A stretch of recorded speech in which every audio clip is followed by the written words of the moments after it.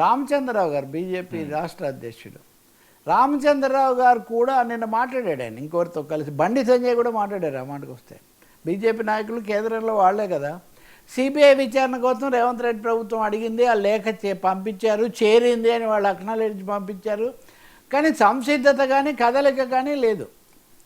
అంటే అసలు సిబిఐ తీసుకుంటుందనే సందేహం కూడా వస్తుంది. ఎందుకంటే రామచంద్రరావు మాట్లాడుతూ మాకేదో పాక్షికంగా ఒక చిన్న అంశం మటుకే మాకు అప్పగిచ్చారు, మొత్తం కాళేశ్వరం ప్రాజెక్టుకు అంతటికి సంబంధించి 1,25,000 కోట్లు 1,25,000 కోట్లకు సంబంధించి చాలా అంశాలు ఉన్నాయి, ఆ మొత్తాన్ని ఇవ్వకుండా ఎందుకు తొక్కి పడుతున్నారు అనే ఒక ప్రశ్న.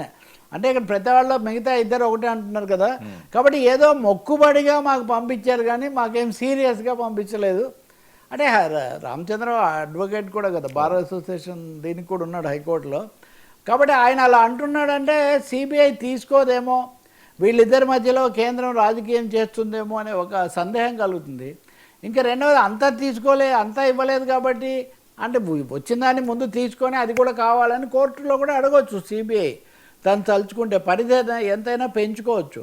కానీ రెడీగా వెంటనే తీసుకొని రంగంలోకి దిగడానికి బీజేపీ కూడా సిద్ధంగా లేదా? బీజేపీ కనుక దీన్ని తీసుకోకపోతే ఖచ్చితంగా బీఆర్ఎస్ మీద కొన్ని సందేహాలు పెంచడానికి ఒక అవకాశం ఏర్పడుతుంది. అంటే బీఆర్ఎస్ మీద విచారణ కేసీఆర్ మీద చేయడం ఇష్టం లేదు కాబట్టి వీళ్ళు సాకులు చెప్తున్నారు అనేటటువంటి ఒక మాట. బండి సంజయ్ కూడా నిన్న సరే రఘునందన్ రావు ఇట్లాంటి వాళ్ళందరూ చాలా మాట్లాడారు. వాళ్ళైతే అన్నీ మేము చెప్పినవే కవిత చెప్పారు, ఈ ఆరోపణలన్నీ నేను ఎప్పుడో చేశాను, ఆఖరుకు రేవంత్ రెడ్డి హరీష్ రావు విమానంలో వెళ్ళారని కూడా నేనే చెప్పాను.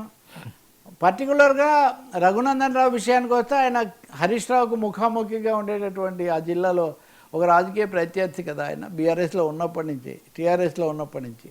కాబట్టి ఆయన అంటున్నాడు బండి సంజయ్ ఏమో ఇంకొక అడుగు ముందుకేసి మీరు మొత్తం బీఆర్ఎస్ అని ఊరేగారు, నేను మీకోసం అనేక అనుమతులు అవన్నీ తెచ్చి పెట్టినా కానీ మీరు మాకు బీజేపీ కొంచెం కూడా సహాయం చేయలేదు అంటే ఇది అంతా బీజేపీ వాళ్ళ వైఖరి అంతా ఈ మొత్తం వివాదాన్ని తమ వైపు ఎలా తిప్పుకోవడం, తమకు మేలు చేయలేదు, తమకు సహాయం చేయలేదు అన్నట్టుగా చెప్పడం, అటువైపు మరలుస్తున్నట్టుగా ఉంది. మరి ఇప్పుడు కోమటిరెడ్డి వెంకటరెడ్డి మంత్రి ఇందాక ఒక మీడియాతో మాట్లాడారు. ఆయన మాట్లాడుతూ వెంటనే సిబిఐ దీన్ని విచారణకు తీసుకోవాలి అని ఒక్కటే ఒక మాట తప్ప అంతకుమించి ఆయన ఏమీ మాట్లాడలేదు, నమ్మడం లేదు ఈ విషయాన్ని.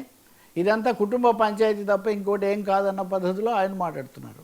కాబట్టి చూస్తుంటే కవిత వ్యవహారం మొదట్లో ఉన్న ఉధృతి తగ్గి ఇప్పుడు జాగృతి వాళ్ళు కూడా వేరుగా కుంపటి పెట్టిన తర్వాత ఆమె చూపే ప్రభావం ఎంత ఉంటుందని ఆమె కూడా జాతీయ మీడియాతో మాట్లాడేటప్పుడు నేను 2-3 రోజులు సమయం తీసుకుంటాను, నేను ప్రజా జీవితంలో ఉంటాను కానీ ఏం చేస్తానో ఇంకా స్పష్టత రావట్లేదు, వచ్చిన తర్వాత చెప్తానని ఆమె అంటున్నారు. కాబట్టి కవిత స్లో డౌన్ అయ్యి హరీష్ రావు ఎట్లాగూ తీవ్రంగా తన వల్ల ఏమి జరిగిందనే ఇదైతే ఆయన తరఫున మాట్లాడడానికి చాలామంది ఉన్నారు. నిరంజన్ రెడ్డి మాట్లాడారు, జగదీష్ రెడ్డి మాట్లాడారు, ఇంకా చాలామంది మాట్లాడారు. కాబట్టి హరీష్ ఈరోజు రాత్రి హైదరాబాద్ వస్తాడని భావిస్తున్నారు.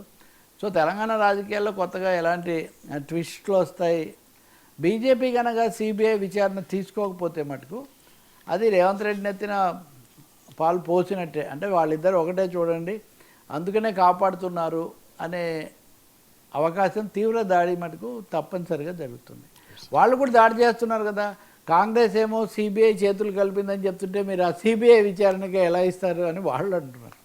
కాబట్టి చాలా రసవత్తరంగా ఉండబోతుంది తెలంగాణ రాజకీయం. Thank you so much Ravi గారు. ఇది ఈనాటి frankly with Telakapalli. Station 2 9 news.